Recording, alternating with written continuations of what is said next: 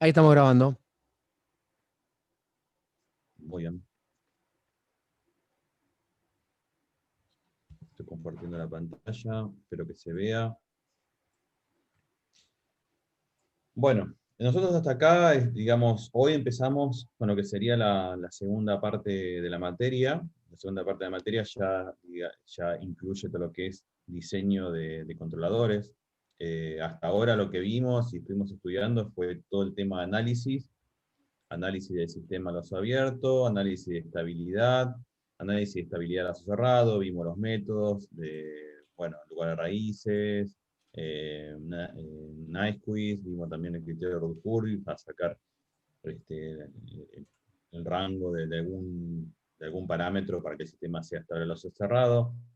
Ya estudiamos todo lo que es sistemas, vimos cómo linealizar, en el caso de que el modelo venga no lineal. Bueno, esta es la primera parte, digamos, de análisis, ¿está bien? De sistemas, tanto a lazo abierto como sistema a lazo cerrado. Y ahora, nosotros ya sabemos analizar sistemas a lazo cerrado, es decir, ya sabemos que hay un controlador, sabemos cómo es el lazo. Bueno, ese controlador todavía no sabemos cómo diseñarlo, pero sabemos que si hay un controlador y hay una planta, podemos estudiar su estabilidad, podemos eh, estudiar las funciones de sensibilidad, podemos saber cuáles son las transferencias, distintas señales, por ejemplo, de una perturbación a la salida, de una perturbación de salida a la salida, de ruido de medición a la salida. Bueno, estuvimos estudiando todo ese tema, que es todo lo que incluye el primer parcial, y ahora ya pasamos a lo que es la segunda parte de la materia. Y la segunda parte de la materia empieza con la presentación de lo que es el control PID clásico, ¿está bien? Que es, digamos, eh, uno de los controladores más famosos, por si quiere decir, en el ámbito de control. Es uno de los controladores más utilizados, es uno de los controladores, digamos, de estructura fija más conocido, y por eso comenzamos esta segunda parte con esto. Ya luego vamos a empezar a analizar y a diseñar otros tipos de estructuras de control. Pero bueno, este control PID, como lo dice ahí su nombre clásico, se dice clásico porque, digamos, nace el control con este tipo de controladores. ¿Mm? El 95% de los controladores, según algunas estadísticas que uno puede leer por ahí, son controladores PID. Y ahora vamos a estudiar su estructura, vamos a estudiar cómo está compuesto, vamos a estudiar cómo funciona, y después vamos a ver algunos métodos de ajuste. Vamos a ir switchando entre la Filmina y la tablet, porque lo que quiero yo es que ustedes tomen nota y demás, porque la Filmina, ustedes habrán observado, si la vieron, y si no ahora lo van a ver, no tiene demasiada información. Yo lo que voy a hacer es tratar de complementar la Filmina con información adicional que les va a servir para entender cómo funciona este tipo de controlador. Como les dije, es una familia de controladores de estructura fija, es decir, la estructura no se puede modificar, y se llama PID porque en realidad se puede componer por tres partes, digamos. ¿Sí? Son controladores que son muy robustos, son muy beneficiosos en control para la mayoría de las aplicaciones, y es por eso que uno los ve prácticamente en todos lados. La otra vez, Demian había hablado del sistemita que él había usado cuando estuvo creo que en su proyecto final, que se acuerdan que era un sistemita, la turbina creo que con rodamientos que eran como por la habitación magnética, y ellos hicieron el controlador aparte, pero el controlador que venía con ese kit eran PIDs, o PDs, creo que eran PDs, si no me equivoco. PD, PD, PD, P- PD. PD, bien. Eh, entonces, fíjense que prácticamente, bueno, uno lo puede encontrar en muchos lados. Cuando uno, por ejemplo, encuentra un brazo robot y en digamos, su sistema de control, cada movimiento, digamos, tiene un pequeño PID ahí, que ya viene ajustado de fábrica, algunos los puede retocar, dentro de los PLC vienen los bloques PID. Digamos, es un control muy, muy estandarizado, muy utilizado, y obviamente nosotros vamos a ver sistemas de control un poco más complejos, pero con este tipo de controladores uno puede controlar la mayoría de las plantas, y tiene muchos beneficios. ¿Mm? Entonces las siglas PID significan porque en realidad el controlador tiene tres etapas. Tiene una etapa proporcional, una etapa integral y una etapa derivativa. Y ahora vamos a estudiar qué función cumple cada caso. Acá lo que se habla un poquito de la historia, lo que yo les decía un poquito al comenzar la charla, es que en su momento, cuando empezaron a usarse estructuras de control, ¿sí? En realidad se utilizaba este tipo de controladores, y luego se le dio nombre, y luego vino la teoría de control, ¿sí? Pero el control en sí, cuando comenzó, usaba estructuras muy similares a lo del control PID. Y como les decía hoy, que a pesar de que vamos a ver y que hay un montón de otros métodos sofisticados y otras herramientas para diseñar un contador y para controlar, en la industria está plagado de controladores PIDs. Y eso es porque realmente es un controlador que es muy versátil, es robusto y es muy sencillo por ahí en algunos casos, ¿no? de ajustar. Y además, digamos, como que le permite este controlador de estructura fija que en algunos casos el ajuste, las ganancias y demás sea hecha por los operadores, que con un conocimiento mínimo pueda entender qué es lo que está haciendo. Es decir, no se necesita conocimientos de ingeniería para poder entender qué hace cada una de las etapas de control PID, y eso facilita a que este controlador pueda ser utilizado de forma masiva y que este incluso pueda ser ajustado de forma muy sencilla por operadores.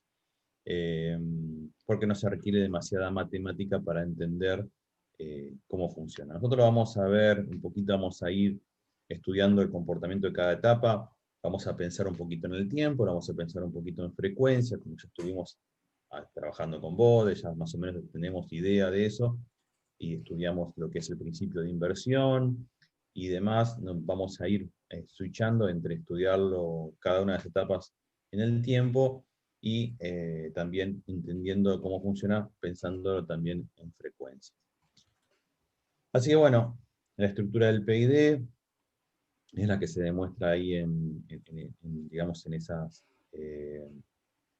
fórmulas, las combinaciones que puede haber. La estructura es la estructura del lazo de realimentación de un grado de libertad, como lo vemos ahí en la figura.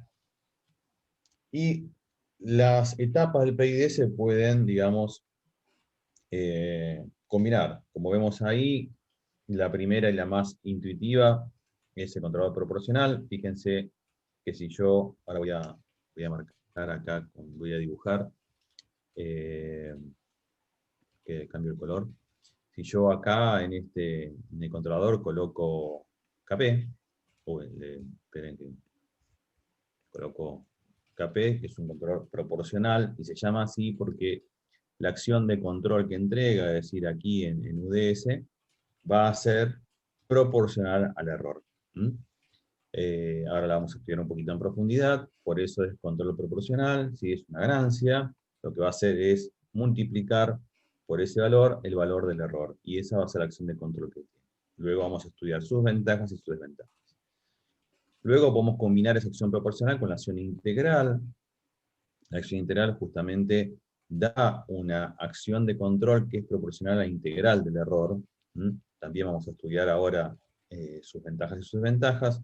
Y luego, por otro lado, se imaginarán entonces que la etapa derivativa lo que entrega como acción de control es una acción de control que es proporcional a la derivada del error.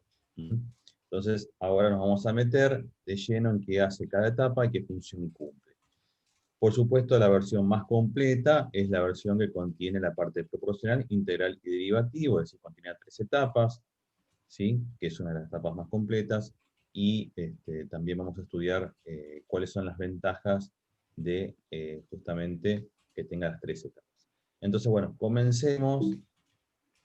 Esperen que salgo de acá, de la parte de dibujar.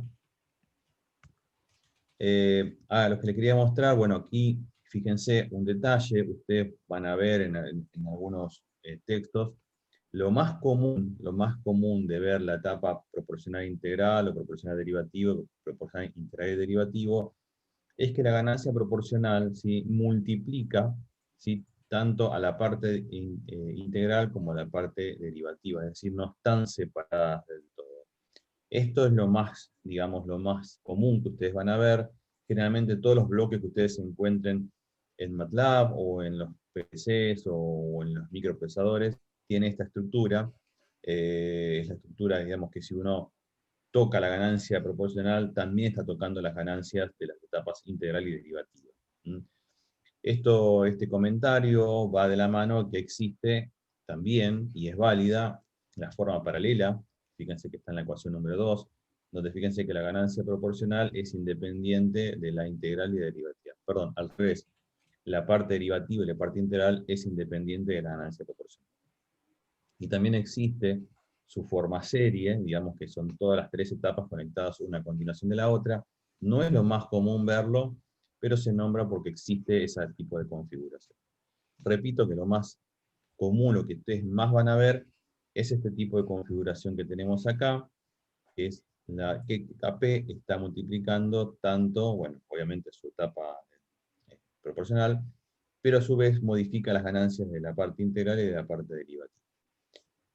Entonces, dicho esto, vamos a empezar a estudiar un poquito. Fíjense que acá no se habla nada en la filmina de qué hacen cada etapa, así que ahora lo que voy a hacer es switchar un poquito a la tablet y vamos a conversar y vamos a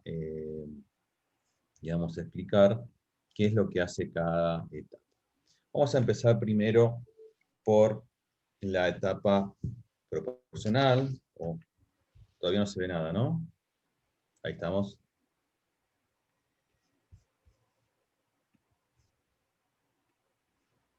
Bien, la etapa proporcional, P. Bien, entonces dijimos que si uno lo piensa, digamos, en el tiempo, ¿sí? La acción de control va a ser igual a Kp, una ganancia, por el error. Bien, entonces, la acción de control es proporcional al error. Por lo tanto, ya podemos nombrar alguna de las desventajas que puede tener esta etapa. ¿Y cuál es? Que siempre vamos a necesitar un error para que haya una acción de control. Quiere decir que si yo controlo un sistema que no tenga integración propia, así que no contenga ningún integrador propio, si yo controlo un sistema de ese estilo, con una ganancia proporcional solamente, lo que voy a tener es el famoso error en régimen estacionario. ¿Sí? Perdón. Es decir, que ante una referencia del escalón, si yo lo controlo con un controlador proporcional, lo que va a suceder es que ¿sí? Yo tenga acá un error, que es ese error que multiplicado por la ganancia proporcional me va a dar la acción de control. La única forma de achicar ese error, ¿sí? ¿Cuál sería? ¿Cuál se les ocurre que puede ser? A ver si a alguno se les ocurre algo. Bueno, lo que vamos a hacer para achicar ese error es aumentar la ganancia KP, de forma que se necesite menos error para dar la misma actuación. ¿Sí? Es una de las, digamos, de las opciones. Y la única forma de que eliminemos por completo ese error es hacer que esa ganancia tienda a infinito. Es la única, porque siempre vamos a necesitar algún error para que haya actuación. Lo que pasa que, imagínense, nosotros se fue, ¿no? Hola, ¿Están hola. viendo ustedes? Ahí Yo está. ¿Están veo viendo? todo. Ah, ok, ok. No, para mí me Ahí desapareció la se pantalla. Bien.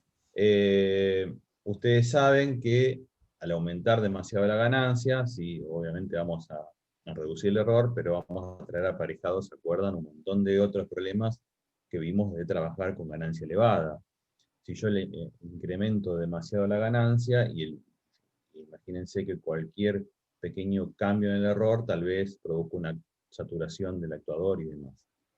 Entonces, como ventaja de un controlador proporcional, bueno, sabemos que es algo muy sencillo de implementar, es muy intuitivo,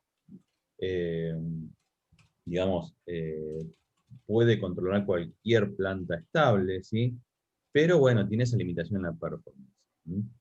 Entonces, bueno, es por lo cual ahora vamos a ver que se agrega la parte integral, que es lo que nos va a arreglar el tema este de error. También lo podemos pensar, como para introducir un poquito cómo vamos a pensar las otras etapas, lo podemos pensar en frecuencia, digamos. ¿Mm? Entonces, si nosotros hacemos el diagrama de Bode, ¿sí? Digamos, de esa etapa, acá tenemos el módulo de KP, lo que vamos a obtener, obviamente, es una recta, ¿sí? La ganancia va a estar constante para toda la frecuencia, porque no depende de la frecuencia, digamos, la constante KP. O sea, si nosotros queremos tener la inversa perfecta de la planta para que yo no tenga error en régimen permanente, ¿qué tengo que hacer con esta ganancia? Incrementarla, ¿está bien? Incrementarla y tirarla hacia infinito, digo, para que tengamos alta ganancia y tengamos la inversa perfecta. Pues por eso que también dijimos recién intuitivamente que deberíamos incrementar la ganancia mucho para que el error en régimen estacionario desaparezca. Obviamente que al incrementar la ganancia y reducir el error, lo que va a pasar con el sistema es que se va a hacer obviamente cada vez más rápido. ¿Mm? ¿Sí? Eso es, digamos, lo que va a pasar. Se va a reducir el error y a su vez el sistema se va a hacer más rápido. Entonces, como límite de performance es eso, que vamos a necesitar siempre error en estado estacionario. Necesitamos ese error para que justamente haya actuación. Si no hay error, no hay actuación. ¿Mm? ¿Está claro esto? ¿Alguna duda hasta acá? Esta etapa muy intuitiva y muy sencilla. Aún una aclaración que les voy a hacer al margen de esto, es que ustedes a veces, o antes, cuando estaban en algunos controladores, también lo pueden ver esto como proportional band o banda proporcional, ¿sí? La ganancia esta, digamos, esta ganancia proporcional, digamos, a veces viene expresada en porcentaje, ¿sí? Y la banda proporcional, digamos, se define como, perdón, 100% sobre KP. ¿Mm? Digamos, su definición es que es el error referido como un porcentaje de la escala máxima para alcanzar el 100% en la celda del controlador. Y, esto se los nombro porque generalmente en algún controlador antiguo lo pueden llegar a ver de esta manera. Bien, nota al margen, no es lo que vamos a usar nosotros, pero se los quería comentar. Entonces ya estudiamos lo que es la etapa proporcional, la letra P del controlador PID, que dijimos que es el tipo de control que nos va a dar una acción de control proporcional al error. Y dijimos que como desventaja, tiene que siempre requiere un error para poder funcionar. Así que nos va a dar siempre un error en estado estacionario. Ahora, si nosotros introducimos, digamos, la etapa integral, ¿sí? Lo que nos va, digamos, a dar la etapa integral, como vimos antes, ¿sí? Es la integral de error, es decir, la acción de control, que lo llamemos tenemos que era el error de ese, ¿sí? Según, como dice, lo voy a escribir tal cual la filmina, para que no haya, ¿sí? Perfecto. Sobre TI por S. ¿Sí? Es un integrador. ¿Está bien? Si lo vemos en el tiempo, la salida va a ser igual a 1 sobre TI por la integral del error. ¿Mm? Bien. Entonces, lo que va a hacer esto es integrar ese error y nos va a dar la acción de control necesaria para que el error sea 0. Solamente este integrador va a dejar de integrar cuando el error sea 0. ¿Mm? Entonces, si nosotros combinamos la acción proporcional con la acción integral, lo que va a hacer la parte integral, digamos, va a eliminar ese error en estado estacionario. ¿Por qué? Porque una salida, la acción de control es proporcional a la integral del error. Entonces lo que va a hacer esta etapa es dar la acción de control necesaria, UDT, hasta que el error sea 0. Una vez que el error sea 0, no va a entregar más acción de control. Entonces, obviamente viene a complementar y viene a corregir ese problema que nos generaba la acción de control proporcional solamente. Es un controlador entonces que va a tener, va a funcionar en estado estacionario, es un control lento, la integral es lento, ¿sí? No va a tener demasiado injerencia en la dinámica, digamos, en el transitorio, sí nos va a corregir la parte de estado estacionario. Y eso, digamos, si lo pensamos un poquito en frecuencia, ustedes se acuerdan, porque lo van a rendir ahora en el examen, cómo era el diagrama de Bode de un integrador. ¿Se acuerdan que acá cruzaba el 0 en 1? Esto es la frecuencia y esto es el módulo. Entonces, nosotros nos concentramos en el diagrama de Bode de este controlador, que es un integrador. Vemos que tiene ganancia infinita en frecuencia 0. ¿Está bien? Entonces, en frecuencia 0 en continua, nos va a dar la inversa perfecta de la planta. Y es por eso que el error en estado estacionario va a ser nulo. ¿Está bien? Pero fíjense que la ganancia de esta etapa, a medida que aumenta la frecuencia, decae, ¿sí?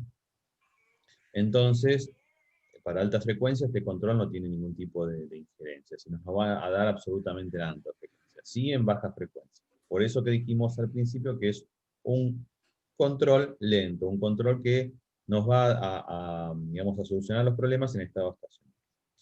Bien, inversión perfecta entonces en omega igual a 0, por eso es que corrige el error en estado estacionario. ¿Cuál es el defecto? Y el defecto que está, digamos que estamos colocando un integrado en el lazo, ¿está bien? ¿Sí? Estamos colocando un polo en el origen. Y esto a veces lo que puede ocasionar, si el sistema es muy lento o el sistema tiene, digamos, retardo, la integral va a acumular, va a acumular, va a acumular, y si yo le doy mucha ganancia de integración, lo que va a suceder, digamos, con esto es que pueda saturar actuadores, puede introducir algún tipo de oscilaciones, digamos, puede introducir algún tipo de inestabilidad, así que hay que tener mucho cuidado cómo se regula esa ganancia de integración, porque nos puede traer algunos problemas adicionales. Tal vez hay que tener mucho cuidado, solamente ajustarlo correctamente para que nos solucione el tema del error en estado estacionario, pero no hay que abusarse de esa ganancia porque nos puede introducir signos de inestabilidad, como oscilaciones, saturaciones, o sea, eso es lo que hay que tener en cuenta. Como toda etapa, tiene sus ventajas y sus desventajas. Lo vimos en el tiempo, su comportamiento, como la integral del error, y lo estudiamos un poquito también en frecuencia, como para entender y relacionar con lo que era la inversa de la planta, la inversa perfecta, que era realimentar con alta ganancia. Estamos realimentando con alta ganancia en frecuencia 0, por eso que para estado estacionario o frecuencia 0 es la inversa perfecta. Así que bueno, ya vimos la parte proporcional, la parte integral, y ahora nos falta la parte derivativa. Obviamente, ya más o menos uno se lo imagina, ¿sí?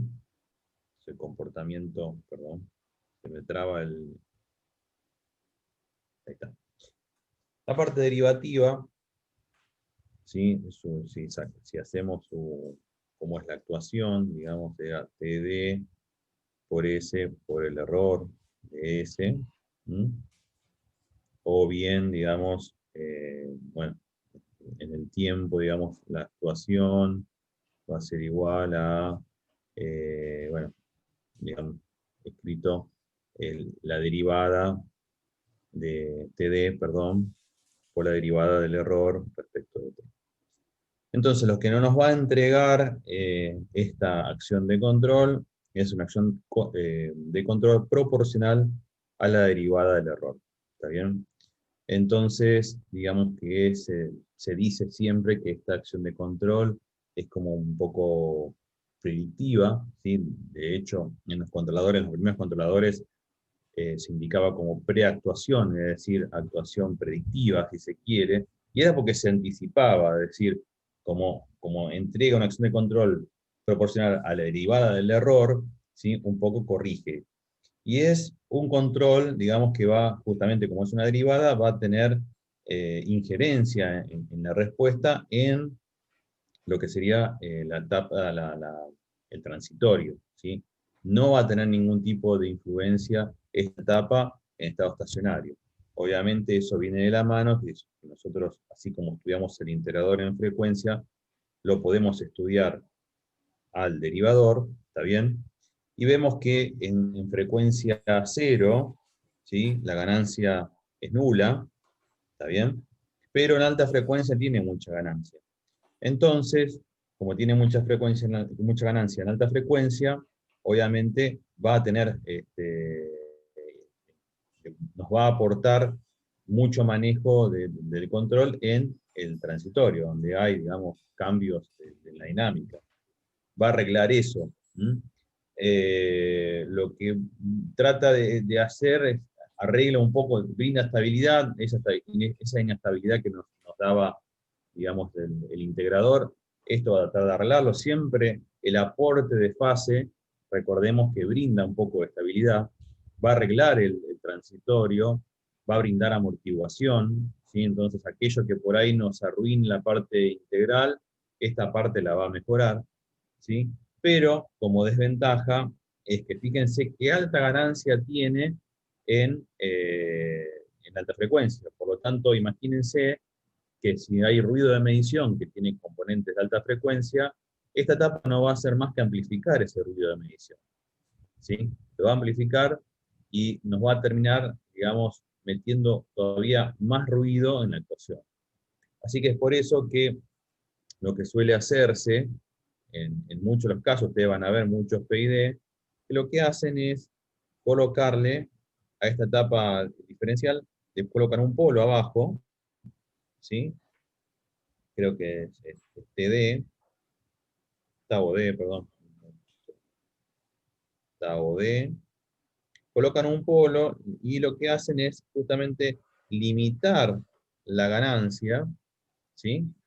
En alta frecuencia. Es decir, lo que nos quedaría entonces es TD por S sobre Tau D por S más 1. Entonces la etapa diferencial, digamos, quedaría de esta manera, con su derivador, ¿sí? Y abajo un polo, donde nosotros lo que hacemos es limitar la ganancia en alta frecuencia. Obviamente le vamos a sacar desempeño a la parte diferencial, pero vamos a ganar por otro lado, vamos a ganar en no amplificar demasiado eh, los ruidos de medición. ¿Está bien? Entonces, las tres etapas, digamos, lo que vendrían a hacer es darnos la ganancia proporcional, nos permite establecer dónde ubicar, dado su ganancia, la velocidad del sistema. La parte integral nos va a dar, sacar el error estacionario que tengamos, y la parte derivativa va a corregir, digamos, el transitorio. Entonces, es un controlador de estructura fija muy versátil, porque justamente podemos controlar, digamos, todas las etapas de la salida de un sistema. Tenemos el integrador para lo que es un desempeño en baja frecuencia, el derivador para el desempeño en alta frecuencia, y el controlador proporcional para, digamos, controlar todo el espectro de la frecuencia. De esta manera, lo que tenemos justamente para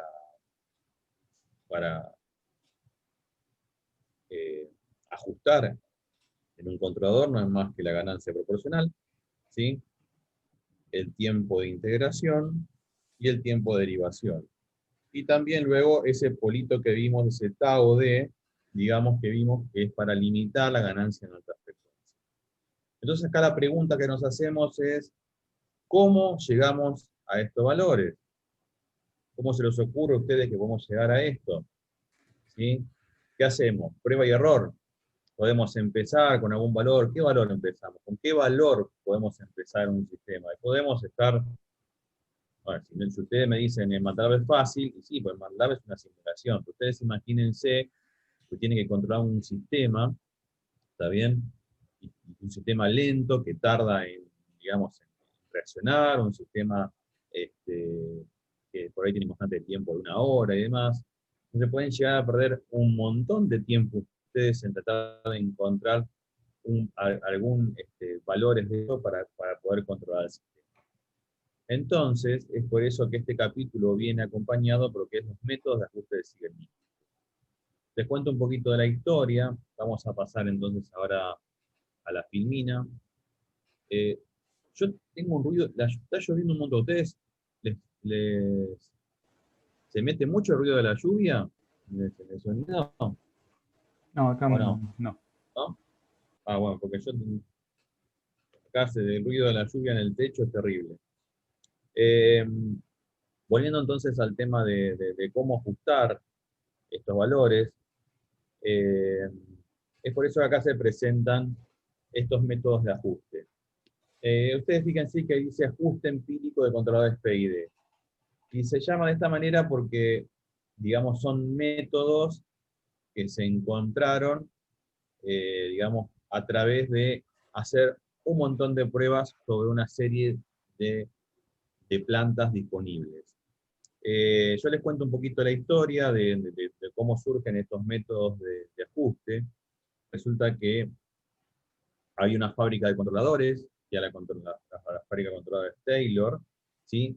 Y había dos personas que trabajaban en esta fábrica. Uno era el señor cuyo apellido es Siegel y el otro es Nichols, ¿sí? Y ellos eran los que justamente eran los encargados de, una vez que instalaban los controladores, de ajustarlos. ¿M? Entonces, a este señor Siegel se le ocurrió tratar de desarrollar algún método que les permita hacer que los ajustes sean más rápidos, ¿sí? Porque ellos por ahí se pasaban días y hasta semanas tratando de ajustar un controlador, como les dije yo recién, para prueba y error, ¿está bien? Entonces, ellos en la fábrica Taylor tenían en el laboratorio una serie de plantas, ¿está bien? Como un simulador de plantas, digamos, que era a base de eh, capilares y líquidos hidráulicos, y que ellos les permitía simular una cierta cantidad de sistemas de segundo orden, ¿está bien? Ellos tienen como unos simuladores de la época, estamos hablando, muchachos, del año 42, ¿sí? Entonces, este señor Siegels se le ocurrió tratar de encontrar un método bastante universal para poder ajustar esos controladores. Un método que le dijeran, hagan tal ensayo, saquen algunas conclusiones, saquen algunas mediciones, y con esas mediciones yo les voy a dar una tabla, cargan esas mediciones en la tabla y ustedes van a poder encontrar como salida de esa tabla los parámetros. Si ustedes quieren en realidad ajustar un PID, yo les voy a decir cuál es el valor de ganancia. Si ustedes quieren ajustar un proporcional, perdón, un PI, los dos, la parte proporcional y la constante de integración, y un PID, las tres constantes que vimos recién. Y lograron ellos, justamente, encontraron un método, ¿sí? Y Siegel era el más de la parte práctica, y Nichols fue el que le dio, digamos, el encuadre matemático. Y presentaron un paper.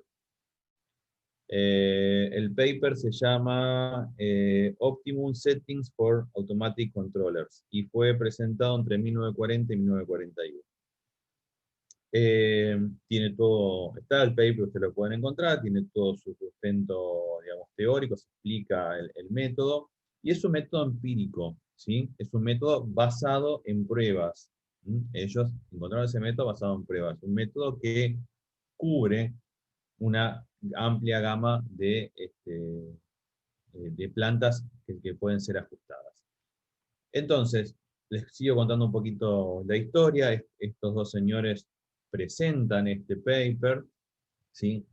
Y medio que todos se le reían, lo trataron de hereje y demás, hasta que El Salvador, una persona del fondo, levanta la mano, era una persona que trabajaba en la Goodyear, en la fábrica de neumáticos, y le dijo que él había testeado el método y le había funcionado muy bien, ¿sí? Y que era muy rápido el ajuste de los controladores. Entonces, bueno, es ahí, a partir de ahí que los tipos medio como que quedaron, fíjense que estamos en el año 2020, se sigue hablando de los métodos de oscilación de Ziegel-Nichols presentados en el año 1940, ¿sí? Si bien vamos a ver ahora cuando lo empecemos a presentar, que tiene sus, digamos, está optimizado para cierta cantidad de plantas, hay plantas que van a dar, digamos, una peor respuesta, otra una mejor respuesta, pero les permite en algún caso darte el punto de partida de esos 3 valores o 2 valores, depende del controlador que uno implemente, como para luego refinar el control, ¿sí? Si no, uno podría llegar a estar, hoy es difícil entender esto, porque uno lo piensa desde el punto de vista de que tengo la simulación y puedo ahí, cambio de valor, pongo enter, me fijo, y lo llevo a ajustar. Pero ustedes imagínense esto en plantas, en procesos térmicos, en procesos hidráulicos, con constante de tiempo de por ahí de 2 horas, 3 horas, ¿cuánto tiempo usted le puede llegar a llevar, ajustar un controlador? Por ahí semanas, meses, con el peligro de que oscilen, con el peligro de que produzca un accidente y demás. Entonces esto fue muy valioso en el momento, en la época, porque les dio una herramienta para el ajuste. Y es lo que vamos a ver ahora. Hay 2 métodos. Uno se llama el método de oscilación, que fue el primero, y luego el método de curva de reacción, que después lo vamos a presentar y les voy a explicar por qué desarrollaron este método.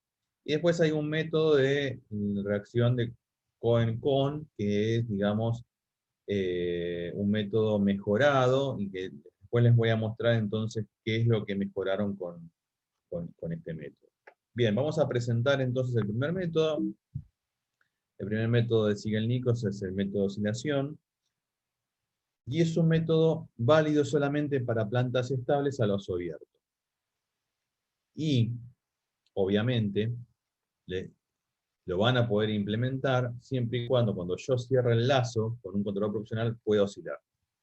Entonces ahí está como uso de herramienta todo lo que vimos, que ustedes pueden hacer lugar de raíces, por ejemplo, y ver si los polos en algún momento van a parar al eje J-omega, porque puede pasar que haya plantas que no oscilan.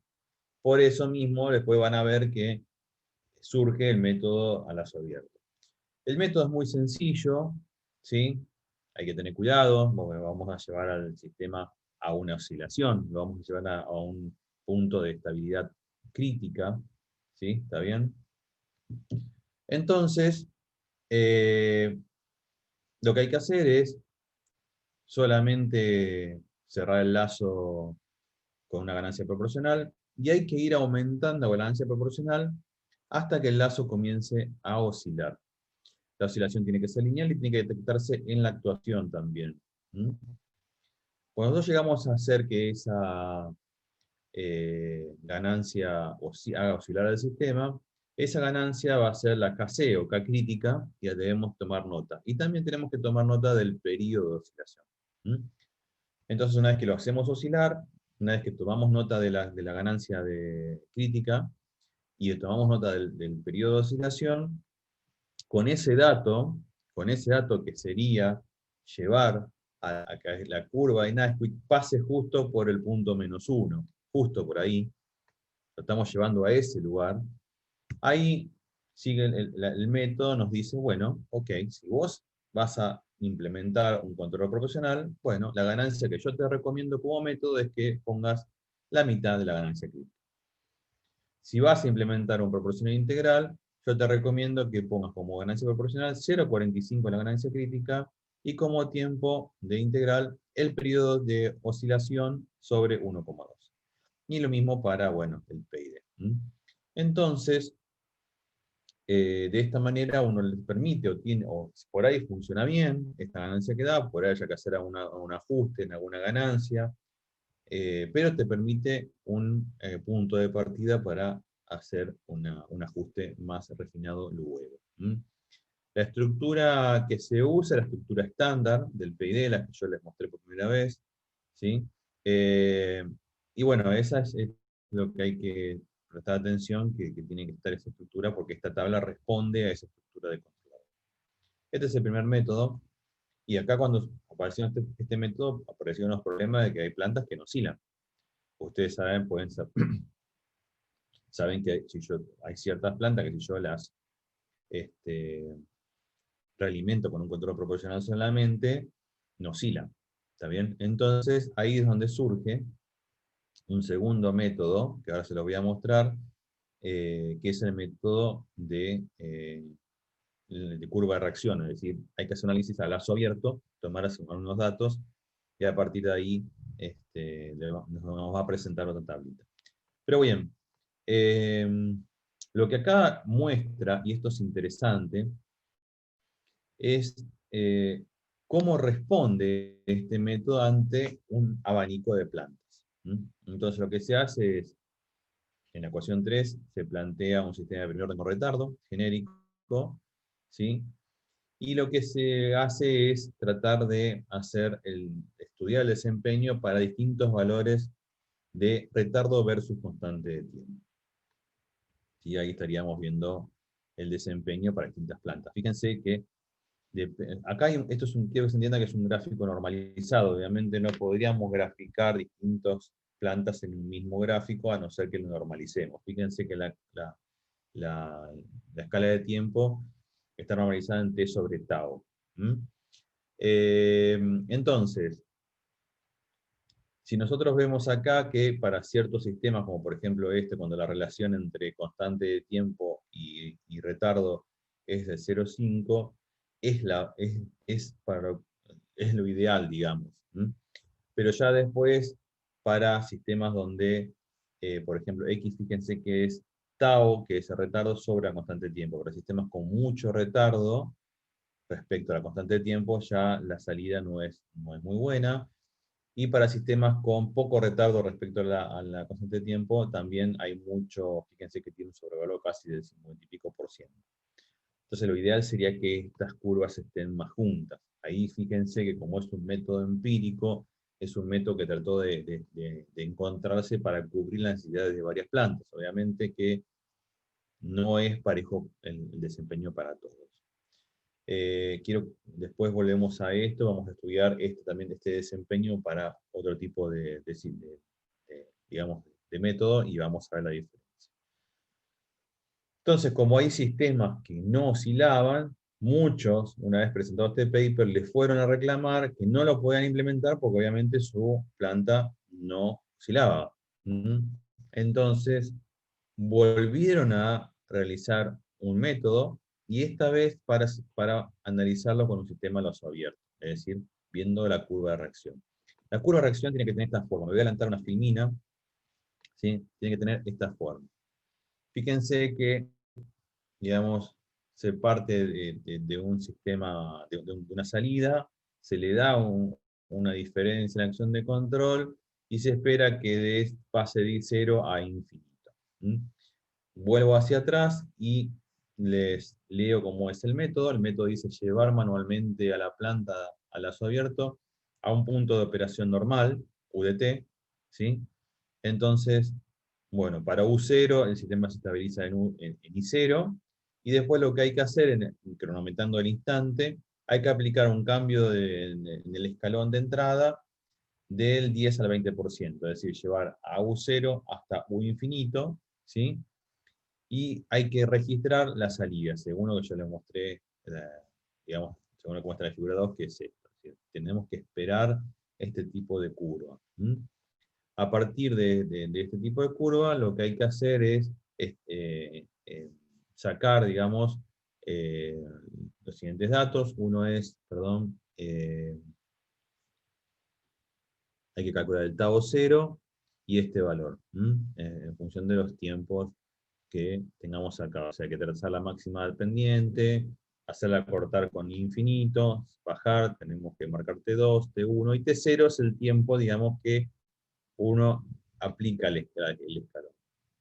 Entonces esto nos permite que si el sistema no oscila, yo puedo, haciendo un análisis a lazo abierto, establecer también cuáles tengan que ser mis ganancias por si yo implemento un proporcional integral y un proporcional integral derivativo.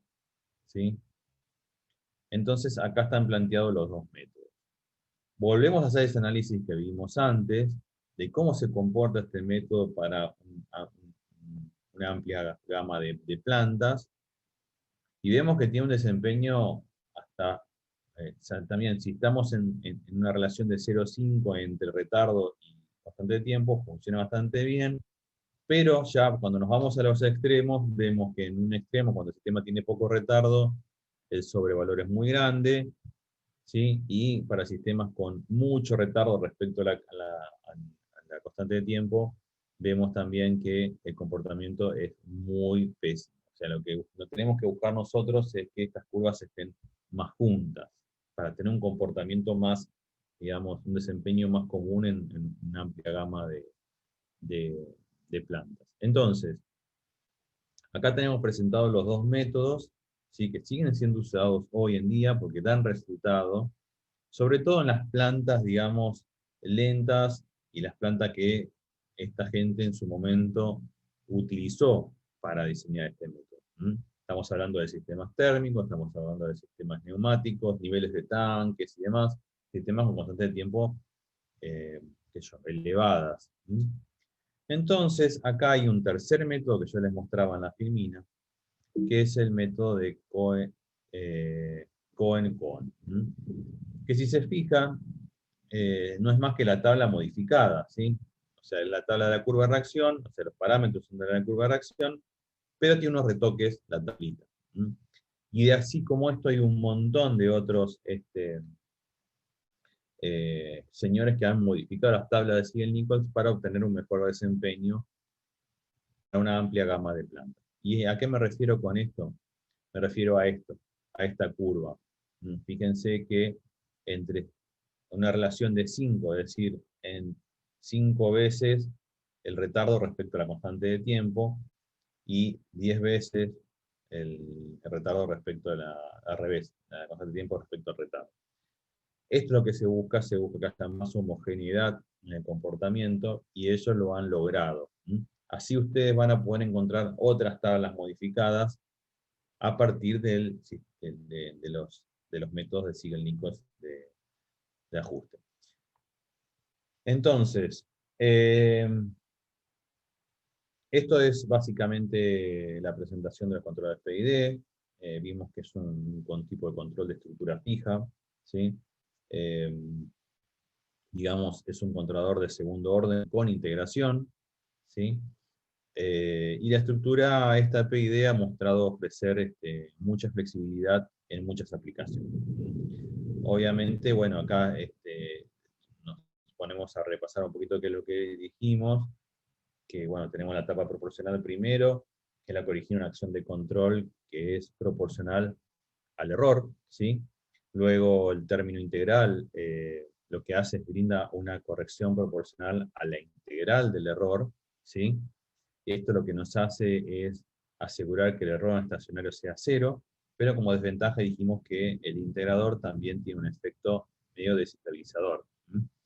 Porque, bueno, resta fase, porque es un polo en cero, porque la integración obviamente puede pasar que haya saturaciones, que haya oscilaciones y demás. Por otro lado, el término derivativo nos da propiedades medias predictivas, ¿sí? Lo que hace es generar una acción de control proporcional a la velocidad de cambio del error, ¿sí? Nos da estabilidad, ¿sí? Ustedes saben que cualquier cero da estabilidad porque aporta fase, ¿sí?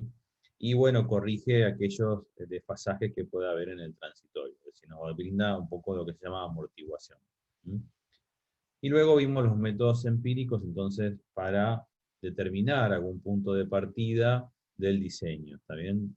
Obviamente, luego se puede retocar eso, y lo que vamos a ver después es que nosotros podemos ajustar estos valores de PID mediante otros métodos de ajuste, que es por ubicación de polos, es decir, podemos encontrar los valores de K, KI y KD para ubicar los polos cerrados en un lugar que nosotros queramos. Así que bueno, les pregunto a ver si tienen alguna duda de esto que vimos, luego lo vamos a ejercitar obviamente, pero es la introducción con esto a esta segunda parte de la carrera. Así que, no sé, espero a ver si hay alguna pregunta. Sí, yo tengo una pregunta. ¿Cuál Sí. es el problema de que la planta no oscile? ¿Por qué ¿Cuál no? es el problema? Que no oscile. Claro, es que vos podés tener sistemas que cuando vos la realimentás con una ganancia proporcional, no te oscila. Si tiene retardo, seguramente te va a oscilar, pero hay muchas plantas estables que si vos la alimentás con una ganancia proporcional, no te va a oscilar nunca. ¿Sí? O Entonces, sea que yo para esas necesito plantas, que siempre oscile para aplicar el método de oscilación de Siegel-Nichols, el primer ah, método necesitas que oscile. ¿Está bien? Sí o ah, ok. sí. Si no te oscila, porque cerrando el lazo con una ganancia proporcional, vos incrementás la ganancia infinito y no oscila, que puede pasar, ¿está bien? Tenés que aplicar el otro método que es de la curva de reacción, es decir, estudiar el comportamiento del lazo abierto. ¿Mm? Ah, listo. Por eso es que están ambos métodos. Ah, listo, profe. ¿Mm? Bien. Bueno, no sé qué hora es. ¿Estamos bien? Ahora vamos a... No quiero seguir con la teoría, me parece que me gustaría entregarles el examen. Está entrando agua, Demián, que está con la bolsa. ¿Para qué sacó esto? Estaba guardando una cosita. Bueno, yo igual. Así Bueno, que nos vemos el jueves y mucha suerte para todos, muchachos. bueno, Bueno, bueno chicos.